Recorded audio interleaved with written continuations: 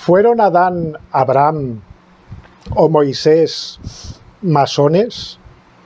Es una pregunta que se nos puede antojar como pueril y casi ridícula, improcedente del todo.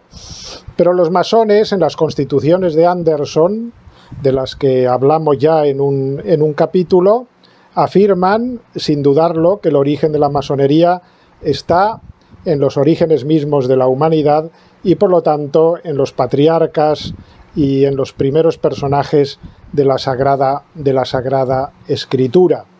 Por eso hoy vamos a hacer frente a estas mentiras y falsedades sobre el origen o el pretendido origen de la masonería.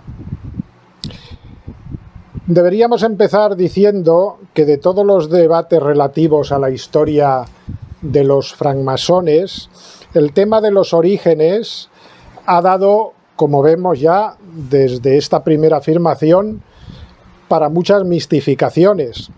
La leyenda apócrifa se ha multiplicado con la pretensión espúrea, es evidente, de dotar a la masonería de una antigüedad, podríamos decir, legitimadora.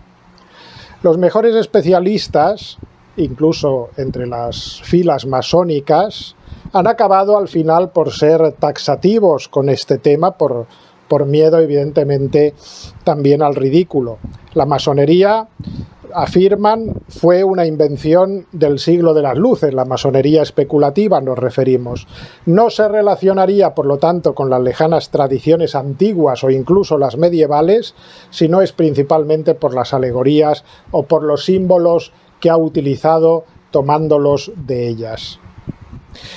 El origen de la masonería cuenta con las más disparatadas versiones, desde los egipcios y los famosos constructores de las pirámides, pasando por los arquitectos babilonios mencionados en el Código de Hammurabi, o los romanos con sus Collegia Fabrorum. Y no solo eso, como decíamos, Anderson, en las famosas constituciones, y a posteriori también muchos otros historiadores masónicos del 17 y del 18, no se contentan con llevar los orígenes de la masonería a los constructores del templo en tiempo de Salomón, sino que se atreven a decir, como veremos, que Adán fue el primer masón, que Abraham recibió la sabiduría oculta gracias a la transmisión que le hizo Melquisedec, o que Moisés fue un gran maestre del pueblo de Israel. En la introducción de las Constituciones, uno de sus editores, el conocido Jean-Théophile de Saint-Guillier, del cual ya hemos hablado, y de su importancia, este hombre que fue asistente de Isaac Newton en la Royal Society, ¿no?, y que después cobraría gran importancia en la fundación de la masonería, aseguraba entregar a los lectores, dice, una relación fiel y exacta de la masonería desde el comienzo del mundo. Fijaos la afirmación, ¿no? Una relación fiel y exacta de la masonería desde el comienzo del mundo, con estas afirmaciones sobre la pertenencia a ella de personajes como los que hemos apuntado. Fiel y exacta, es un gran atrevimiento. Este neopasado, llamémosle así, neopasado, hundía sus raíces, por lo tanto, en la creación del mundo, que para ello se remontaba a 4000 años antes de Cristo. Dice así este prólogo, estas primeras palabras de las constituciones de Anderson. Año del mundo 1, 4003 antes de Jesucristo. Adán, nuestro primer ancestro, creado a imagen de Dios, el gran arquitecto del universo, debió tener las ciencias liberales, particularmente la geometría, grabadas en su corazón, porque desde la misma caída hallamos estos principios en el corazón de sus descendientes, principios que a través del tiempo han sido reunidos en un eficiente método. Este método que es el que conserva o pretende conservar la masonería, esta sabiduría antigua ancestral. La masonería presumía, pues, de ser la legítima heredera de una tradición antiquísima, inmemorial, anterior a todas las demás. Decía así las constituciones. En resumen, varios y gruesos volúmenes serían necesarios para contener los múltiples y espléndidos ejemplos de la poderosa influencia de la masonería desde la creación. Hasta ahí se remonta, en cada época y en cada nación. Porque realmente ningún otro arte es más generalmente útil a la humanidad. Hasta podríamos enseñar que las sociedades u órdenes militares de caballería y de religiosos también han tomado prestados numerosos usos solemnes de esta antigua cofradía. Toda sabiduría vendría de esa sabiduría que ya poseía la masonería desde los orígenes y que ha guardado hasta el presente, ¿no? Esta es la pretensión gnóstica, como vemos, ¿no?, de esta sabiduría oculta de la masonería. Adán habría poseído esta sabiduría. Después del pecado original, sus descendientes habrían perpetuado la noble ciencia e inventado este método, que después iba a ser el método masónico, para comunicarlo y perpetuarlo a lo largo de los siglos. Salomón e Hiram Abif, personajes muy importantes en la simbología masónica, solo eran parte de esta historia de transmisión. En la Torre de Babel, los hombres, queriendo, como nuevos Prometeos, alcanzar los cielos, son confundidos. Dios perturba la soberbia de estos hombres, dividiendo su lenguaje en varios idiomas, produciéndose así de esta manera la dispersión, la fragmentación en múltiples pueblos e idiomas. Es precisamente en este momento cuando de alguna manera nace el cometido de la masonería, para reunir a la humanidad dividida, nos dirán. A través de los siglos habría preservado ese patrimonio de sabiduría antigua común a la humanidad, de nuestros primeros padres, esa sabiduría primordial, para transmitirla a las edades posteriores. Vemos aquí la pretensión de toda esa tradición sapiencial antigua de los gnósticos. La humanidad era una sola, esta pretensión de una sola humanidad, ¿no?, que hoy en día está tan en boga con el gobierno mundial, ¿no? Pues también la humanidad era una sola, pese a su fragmentación, y el deseo es que volviese a esa unidad. La masonería había nacido para reunir precisamente lo disperso. La masonería era el templo cosmopolita de una nueva religión de la humanidad, en respuesta a esas divisiones que se habían producido en Europa, divisiones fratricidas debidas a las guerras de religión entre católicos y protestantes. La masonería quería acabar con eso, ser garantía de paz, de unidad en un sincretismo religioso que acabase con todas las particularidades de las religiones y volviese al origen de la única sabiduría y de la única ciencia. Una religión sobre la cual todos los hombres concordasen.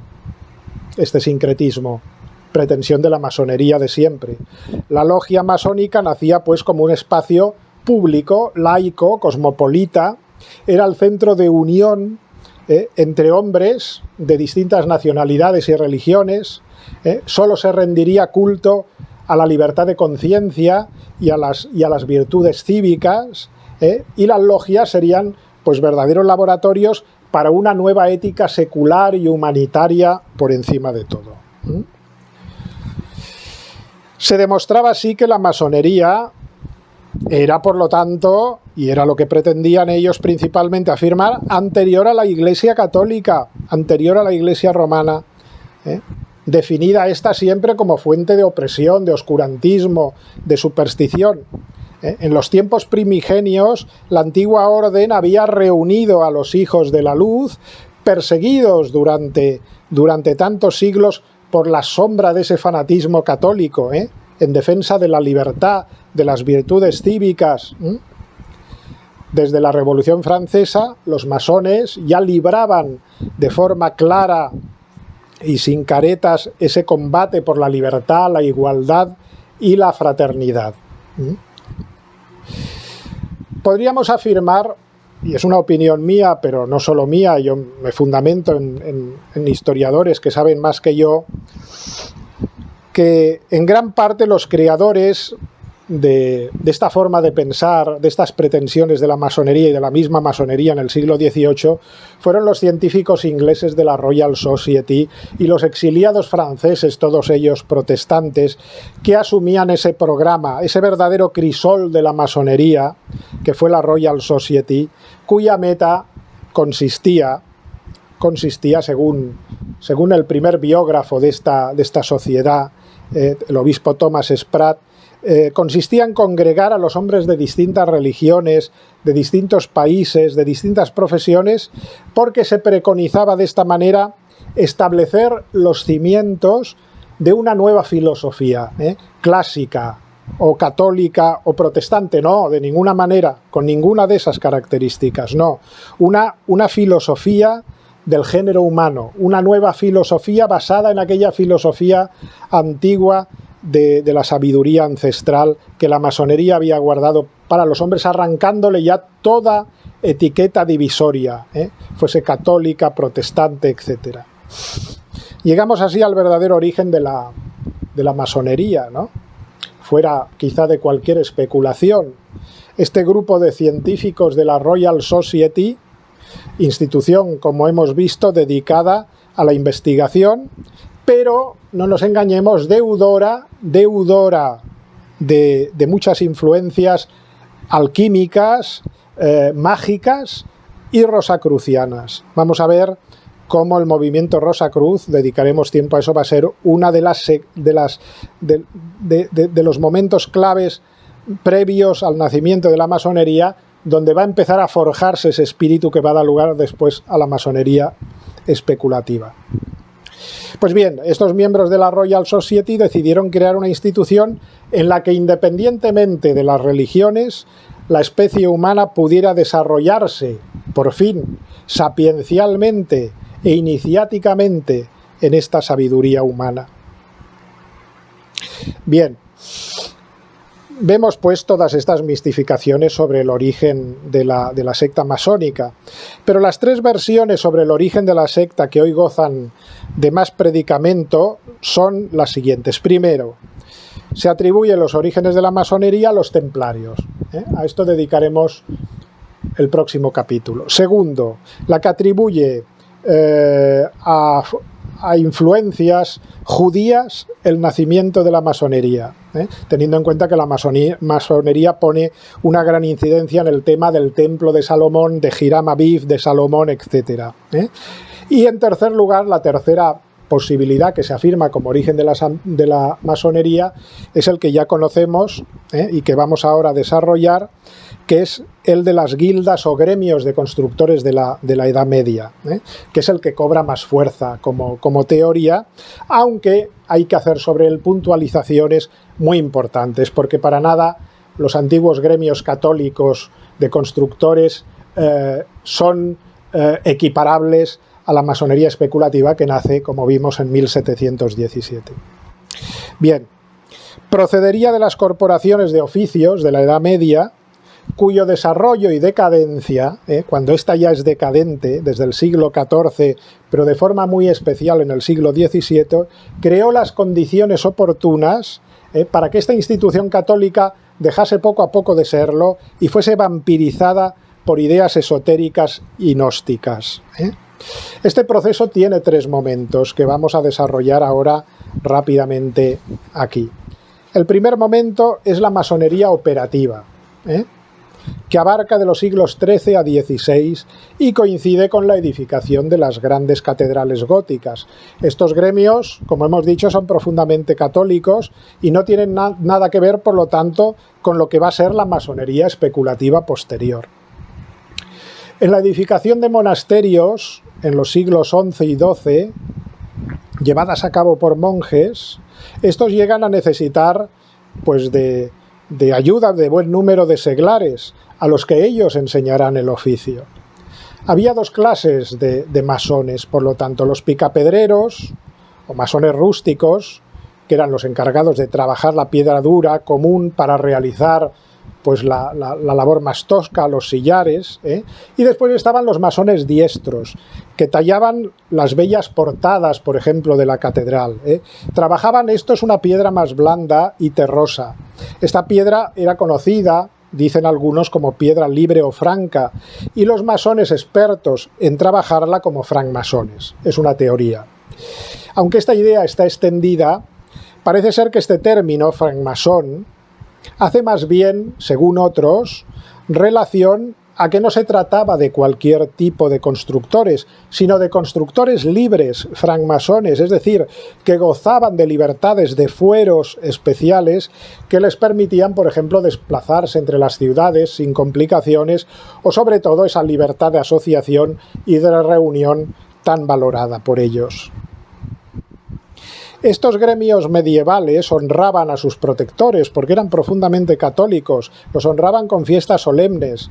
Los de los albañiles medievales eran como patrones San Juan Bautista y San Juan Evangelista, a quien ellos llamaban San Juan de verano y San Juan de invierno, y cuyas fiestas se celebraban el 24 de junio y el 24 de diciembre, coincidiendo con los solsticios de verano y de invierno. La construcción de grandes catedrales hizo convivir largo tiempo a numerosos obreros y artistas, hizo que se estableciesen entre ellos estrechas relaciones que dieron origen a corporaciones en la que existía una verdadera jerarquía, de ahí aparecerían los aprendices y los maestros. El lugar donde trabajaban y vivían aquellos operarios se denominaban logias y se regían por unos reglamentos estrictos. La documentación conservada aporta importantes informaciones sobre la instrucción que recibían los masones operativos, el carácter iniciático de estas enseñanzas, ¿no?, y las obligaciones religiosas que también adquirían.